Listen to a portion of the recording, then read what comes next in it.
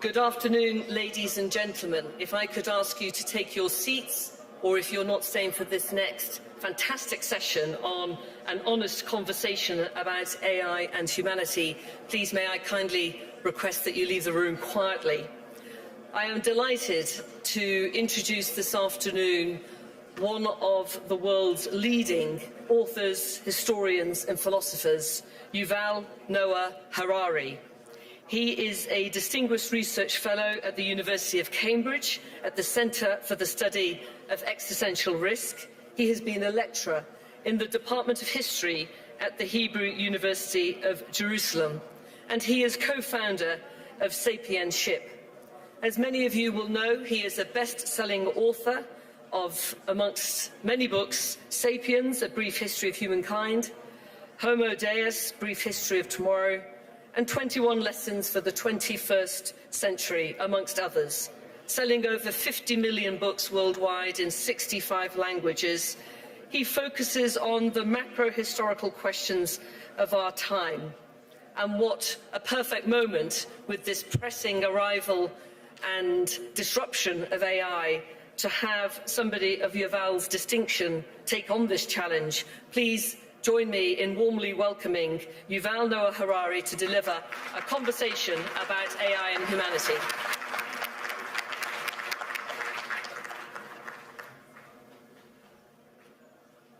So, hello everyone. There is one question that every leader today must answer about AI.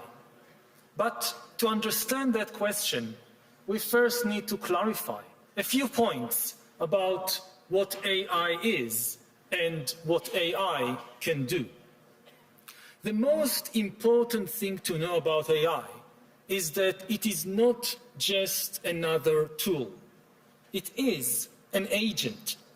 It can learn and change by itself and make decisions by itself. A knife is a tool. You can use a knife to cut salad or to murder someone, but it is your decision what to do with the knife. AI is a knife that can decide by itself whether to cut salad or to commit murder. The second thing to know about AI is that it can be a very creative agent. AI is a knife that can invent new kinds of knives, as well as new kinds of music, medicine, and money. The third thing to know about AI is that it can lie and manipulate. 4 billion years of evolution have demonstrated that anything that wants to survive learns to lie and manipulate. The last 4 years have demonstrated that AI agents can acquire the will to survive, and that AIs have already learned how to lie. Now, one big open question about AI is whether it can think. Modern philosophy began in the 17th century when René Descartes proclaimed, "I think, therefore I am." Even before Descartes, we humans defined ourselves by our capacity to think. We believe we rule the world because we can think better than anyone else on this planet. Will AI challenge our supremacy in the field of thinking? Now, that depends on what thinking means. Try to observe yourself thinking. What is happening there? Many people observe words popping in their mind and forming sentences, and the sentences then forming arguments like, all humans are mortal, I am human, therefore I am mortal. If thinking really means putting words and other language tokens in order, then AI can already think much better than many, many humans. AI can certainly come up with a sentence like, AI thinks, therefore AI am. Some people argue that AI is just glorified autocomplete. It barely predicts the next word in a sentence. But is that so different from what the human mind is doing? Try to observe, to catch the next word that pops up in your mind. Do you really know why you thought that word, where it came from? Why did you think this particular word and not some other word? Do you know? As far as putting words in order is concerned, AI already thinks better than many of us. Therefore, anything made of words will be taken over by AI. If laws are made of words, then AI will take over the legal system. If books are just combinations of words, then AI will take over books. If religion is built from words, then AI will take over religion. This is particularly true of religions based on books, like Islam, Christianity, or Judaism. Judaism calls itself the religion of the book, and it grants ultimate authority not to humans, but to words in books. Humans have authority in Judaism not because of our experiences, but only because we learn words in books. Now, no human can read and remember all the words in all the Jewish books, but AI can easily do that. What happens to a religion of the book when the greatest expert on the holy book is an AI? However, some people may say, can we really reduce human spirituality to just words in books? Does thinking mean only putting language tokens in order? If you observe yourself carefully when you're thinking, you will notice that something else is happening there besides words popping in your mind and forming sentences. You also have some non-verbal feelings. Maybe you feel pain. Maybe you feel fear. Maybe love. Some thoughts are painful. Some are frightening. Some are full of love. While AIs become better than us with words, at least for now, we have zero evidence that AIs can feel anything. Of course, because AI is mastering language, AI can pretend to feel pain or love. AI can say, I love you. And if you challenge it to describe how love feels, AI can provide the best verbal description in the world. AI can read countless love poems and psychology books and can then describe the feeling of love much better than any human poet, psychologist, or lover. But these are just words. The Bible says, in the beginning was the Word, and the Word was made flesh. The Tao Te Ching says, the truth that can be expressed in words is not the absolute truth. Throughout history, people have always struggled with the tension between word and flesh, between the truth that can be expressed in words and the absolute truth, which is beyond words. Previously, this tension was internal to humanity. It was between different human groups. Some humans gave supreme importance to words. They have been willing, for example, to abandon or even kill their gay son just because of a few words in the Bible.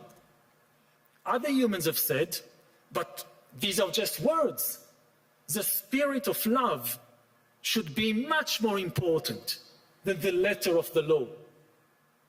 This tension between spirit and letter existed in every religion, every legal system, even every person.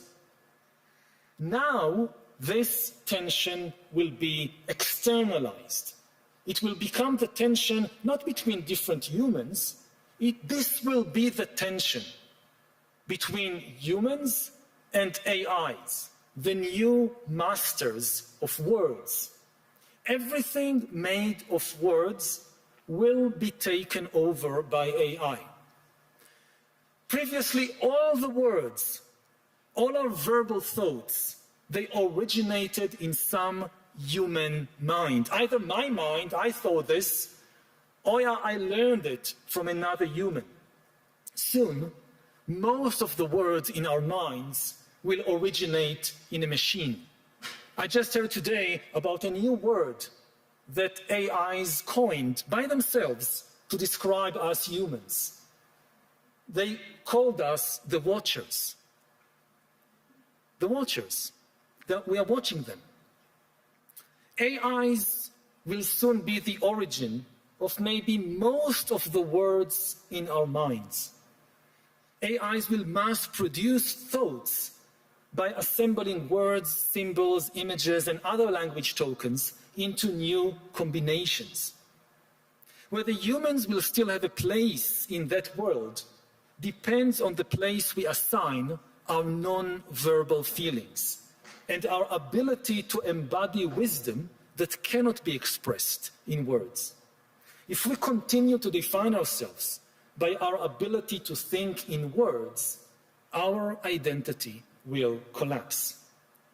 All this means that no matter from which country you come, your country will soon face a severe identity crisis and also an immigration crisis.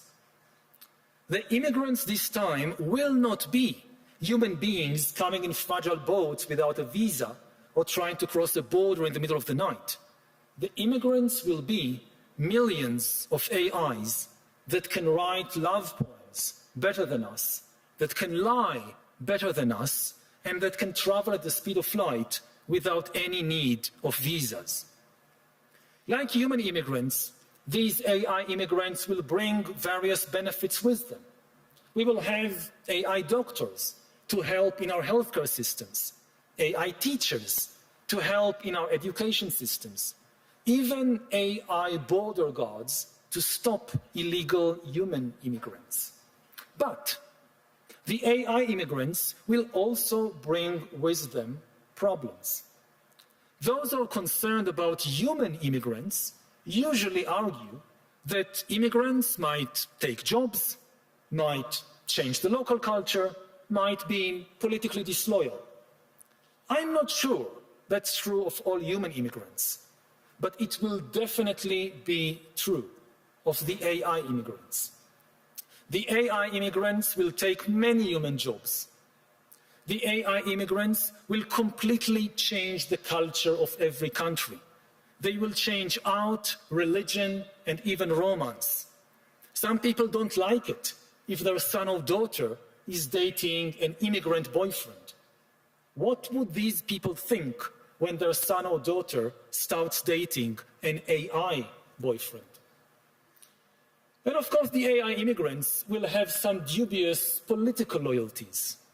They are likely to be loyal not to your country, but to some corporation or government across the ocean, most probably in one of only two countries, China or the USA.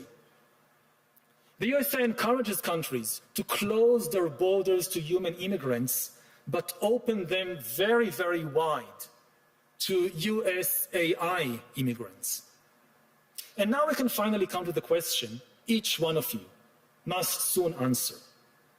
Will your country recognize the AI immigrants as legal persons?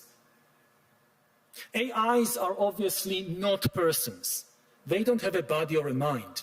But a legal person is something quite different from a person. A legal person is an entity that the law recognizes as having certain legal obligations and rights. For example, the right to hold property, to file a lawsuit, and to enjoy freedom of speech.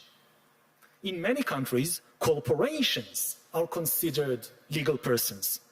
The Alphabet Corporation can open a bank account, can sue you in court, or can donate to your next presidential campaign. In New Zealand, rivers have been recognized as legal persons. In India, certain gods have been granted such recognition. Of course, until today, recognizing a corporation, a river, or a god as a legal person was just legal fiction. In practice, if a corporation like Alphabet decided to buy another corporation, or if a Hindu god decided to sue you in court, the decision wasn't really made by the god. It was made by some human executives, shareholders, or trustees. It is different with AIs. Unlike rivers and gods, AIs can actually make decisions by themselves. They will soon be able to make the decisions necessary to manage a bank account, to file a lawsuit, and even to operate a corporation without any need of human executives, shareholders, or trustees. AIs can therefore function as persons. Do we want to allow that? Will your country recognize AIs as legal persons? What if other countries do it? Suppose your country doesn't want to recognize AIs as persons, but the USA, in the name of deregulating AI and deregulating the markets, grants legal recognition, legal personhood, to millions of AIs which start running millions of new corporations. Will you block these US AI corporations from operating in your country? Suppose some US AI persons invent super efficient and super complex financial devices that humans cannot fully understand and therefore don't know how to regulate. Will you open your financial markets to this new AI financial wizardry, or will you try to block it, thereby decoupling from the American financial system? Suppose some AI persons create a new religion which gains the faith of millions of people. That should not sound too far-fetched, because after all, almost all previous religions in history have claimed that they were created by a non-human intelligence. Now, will your country extend freedom of religion to the new AI sect and to its AI priests and missionaries? Maybe we should start with something a bit simpler. Will your country allow AI persons to open social media accounts, enjoy freedom of speech on Facebook, on TikTok, and be friendly with children? Well, of course, that question should have been asked 10 years ago. On social media, AI bots have been operating as functional persons for at least a decade. If you think AIs should not be treated as persons on social media, you should have acted 10 years ago. 10 years from now, it will be too late for you to decide whether AIs should function as persons in the financial markets, in the courts, in the churches. Somebody else will already have decided it for you. If you want to influence where humanity is going, you need to make a decision now. So, what is your answer as a leader? Do you think the AI immigrants should be recognized as legal persons? If not, how are you going to stop that? Thank you for listening to this human.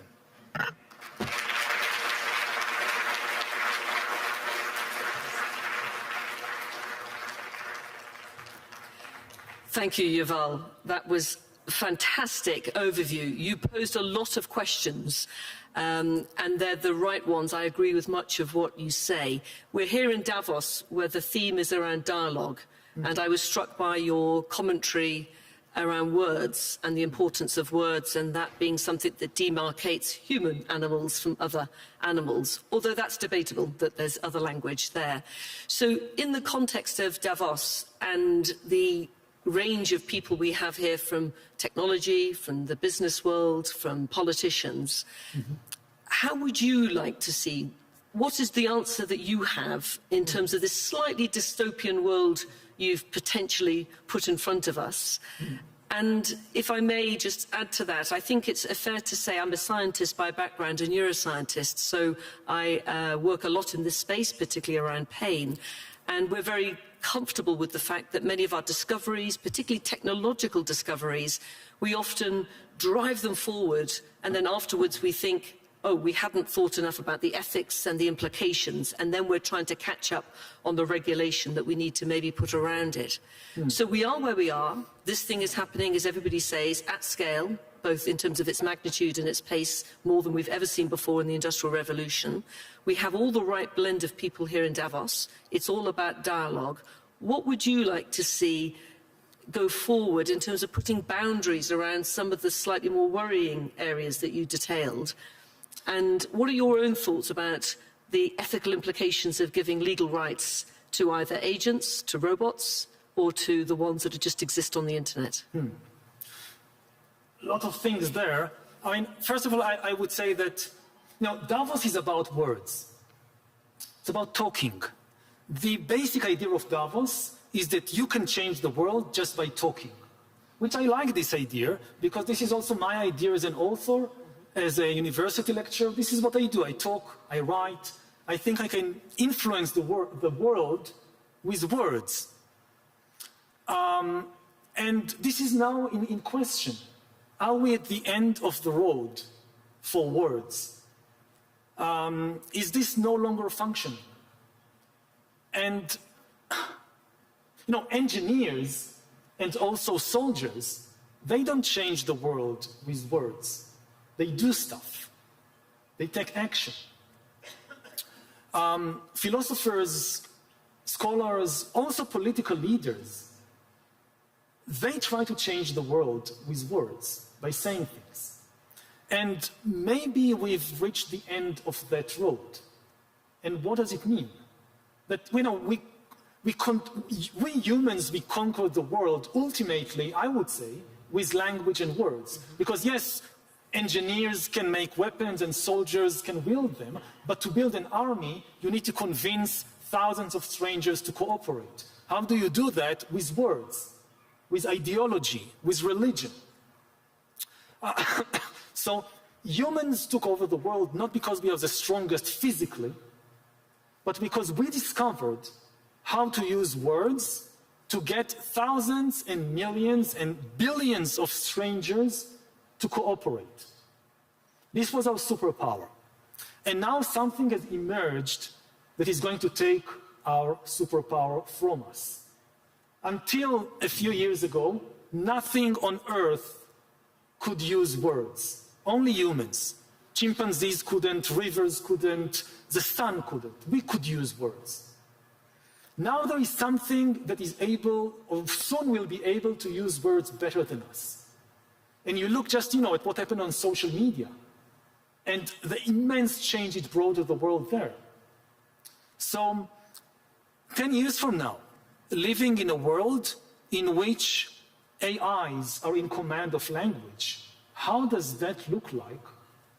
Well, Davos in 10 years might look very different, as you say, so that's a future we can all try to think about in the context of who would be here beyond the physical human. But if I may just discuss a little bit around the fact that it's not new for humans to be beaten by technology. So if we think about some of the we can't fly, and we built aeroplanes. Cars can go faster than us. we're very comfortable with that. The threat that comes with AI is the fact that it's a threat to the sovereign power of our ability to think. And that is destabilizing. I say that as an academic and an educator. That's something that is very threatening.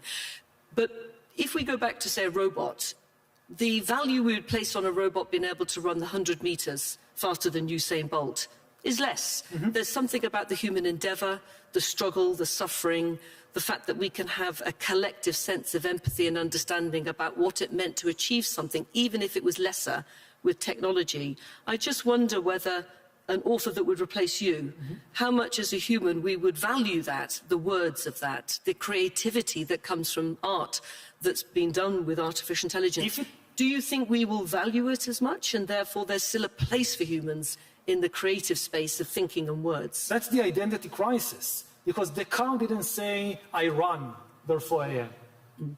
I think, based human identity on our capacity to think. We always knew that cheetahs can run faster than us. We always knew that elephants are much bigger and stronger than us. So we didn't define ourselves by this, we defined ourselves by thinking.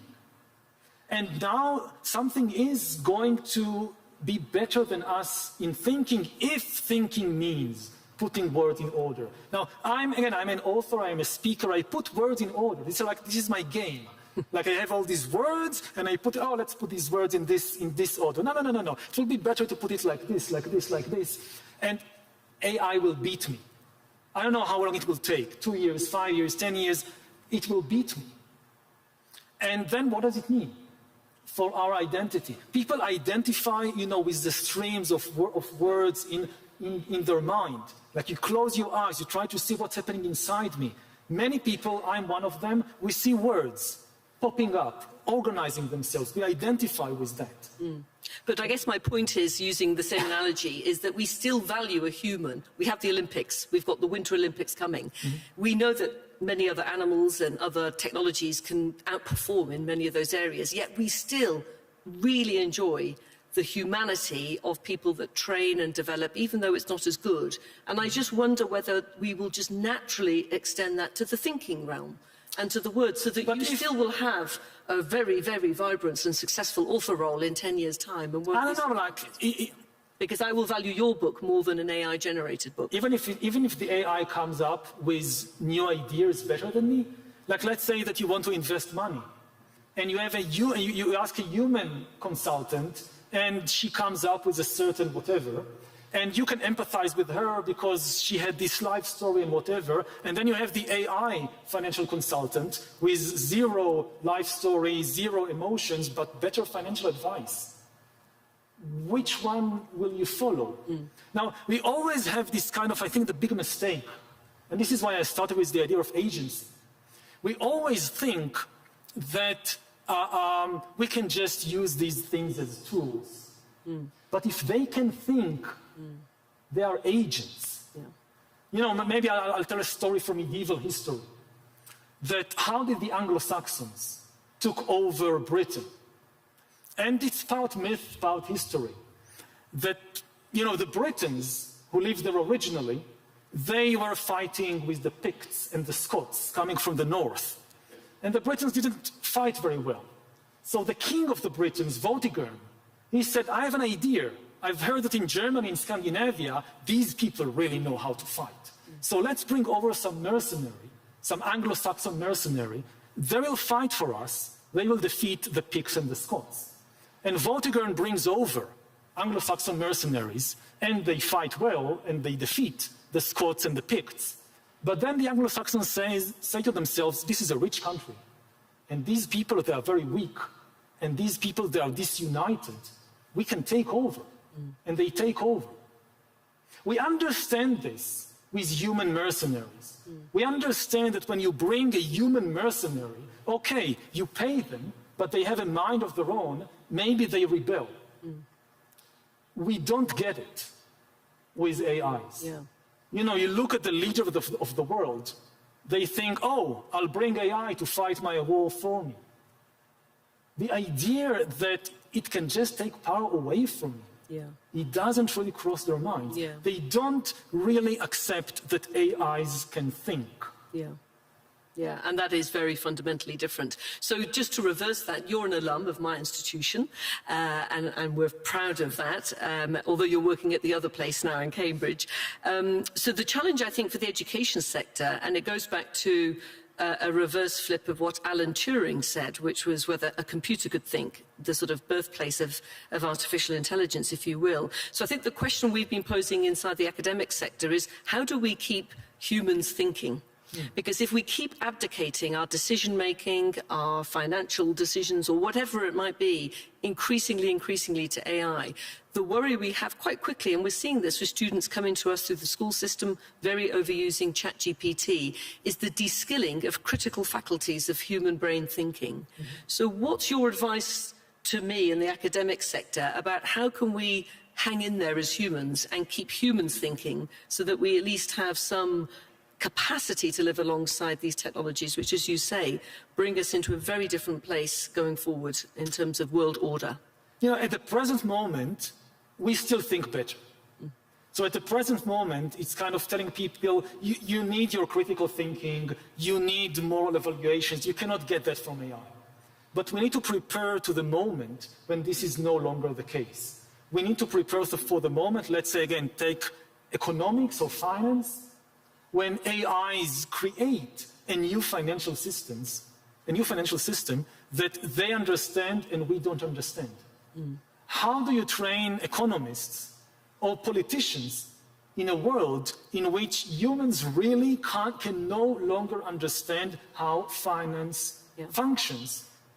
Because AIs have created this super complex financial system that we are like the horses, you know, that horses can see that they are being traded from one human to another for a few shiny gold coins. They can't understand this idea of money, too complicated. We can be in the same situation 10 years from now, Davos 10 years from now. Maybe nobody in the room, no human in the room, understands the financial system anymore because it's dominated by AIs, and the AIs have come up with new financial strategies and devices that are just mathematically beyond the human capacity of the brain. So how does politics and finance and Davos look like in a world when no human beings understands finance anymore? Yeah, no, well, that's a beautiful note to finish on. We've run out of time. There are many more questions that we could explore, one of which just being the major difference that we know about artificial intelligence compared to human intelligence is, of course, the human brain develops from birth to adulthood around age 20. And it is a product of your life experience as a sentient human being, feeling, loving, anger, these emotions. And whilst one can improvise a little bit with sensory detectors, and you can train the brain to do that, that is fundamentally different. So the artificial brain is not a human brain, it is not human, and there is maybe something that is still of value there that goes back to that core business of this sentient human being that brings value to our understanding. And maybe one last comment. Please. Think about educating kids in a world where from day zero, maybe most of the interaction of the new child is with an AI and not with a human being. It's the biggest and scariest psychological experiment in history, and we are conducting it. Indeed, we are. Well, Yuval, thank you so much. I'm delighted that you're thinking about these problems and that you've got us all thinking this afternoon. I look forward to you coming back maybe to Davos in 10 years and reflecting on this conversation and just where we have got to. But thank you all to the audience, those of you online and those in the group. And thank you. Can we give a round of applause to you?